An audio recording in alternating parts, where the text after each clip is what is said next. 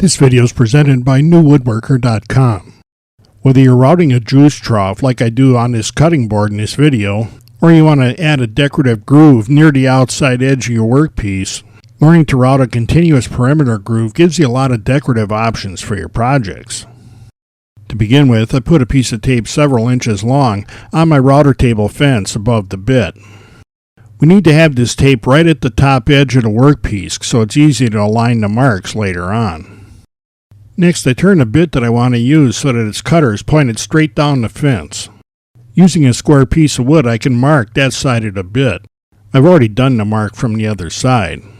These marks let me know exactly where the edges of the bit are when the workpiece is covering the bit up later. I want the groove to be about a ½ an inch in from the edge of the piece, so I set the distance of my fence to the bit to ½ an inch. We'll check this setting when I make the practice cuts and see if we need to tweak the fence or if I like that position. I run a piece of tape around the outside edge of the workpiece just so I have a place to draw my stop and start marks without marking up the workpiece itself. I set my combination square to a ½ an inch and use that to draw marks at each corner. We need to mark each side at each corner, and you'll see exactly why that is in just a minute when we start making the cuts. Because we're using a ½ inch offset, the marks only have to be about an inch long just so they're easy to read. First, I'm going to cut a test piece just to get used to making these marks and to confirm all my settings. Because this stock is quite a bit thinner than the cutting boards I'll be working with later, I have to kind of eyeball the start and stop marks because they don't actually meet. We can get them real close here. Notice that we start the cut with the layout line on the wood aligned with the left side mark at the bit. Then we move the piece right to left, keeping it against the fence until the other layout mark comes up to the right side mark at the bit, and we stop the movement and lift it straight up off the bit. After routing all four sides, I can see that I like the bit depth and I like the ½ inch setback.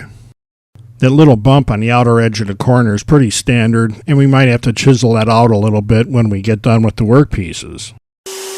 As I route the cutting boards, you see that I'm able to lower the board down on the bit exactly on that layout line.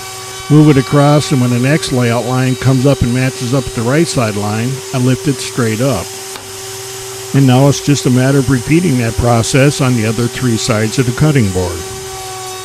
Like many things in woodworking, once you do this a few times, it gets a lot easier. If you take your time and get the layout marks right and then hit them while you're doing the routing, you'll have very little cleanup to do later. And here's the groove that we'd routed around the outside of this cutting board. There really isn't a whole lot of work that has to be done on this, but we will clean it up some. I'm actually going to use a hand tool on camera here, so just keep that to yourself. A nice sharp carving chisel helps me get rid of that little bump in the corners. I'm actually doing as much scraping as I am cutting with this chisel. Once I cleaned out the corners, I get some sandpaper and smooth all the grooves out. Then we can go ahead and apply the finish. In this case, on my cutting boards, I'm just using mineral oil. I had already finished these cutting boards when somebody pointed out that I'd left out the juice troughs. But with mineral oil, I can wipe on a few coats and nobody will be the wiser. And these cutting boards will wind up looking like I had it figured out right from the start. Learning to make these perimeter grooves is really easy. It just takes a little bit of practice and getting a feel of what you're doing. You'll find that this is a very handy skill that lets you add that little extra touch to some projects that really dresses them up.